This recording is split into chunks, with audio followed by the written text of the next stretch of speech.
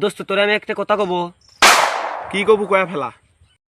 দোস্ত কথা হলো তোমার একটা কাজ দেব, তুমি যদি কাজটা করতে পারো তাহলে আমি তোমার নগদে 10 লাখ টাকা দেবো, আর যদি তুমি কাজটা না করতে পারো তাহলে তুমি মাত্র আমার 1,000 টাকা দিবা।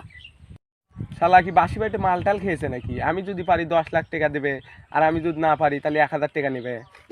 এই কি কাজ কত দেখে? আমি যদি পারি গেলে 10 লাখ টাকা দেওয়া লিখবি গেলে।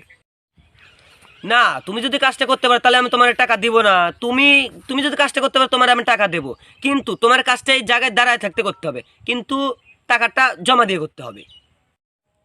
টেকা তো আমি তোকে দিব, তুই যদি মনে বিশ্বাস না পাইস তাহলে আমার মোবাইল নেই, কিন্তু আমার টেকা করলে দেওয়া লিখবি আমাকে 10 লাখ।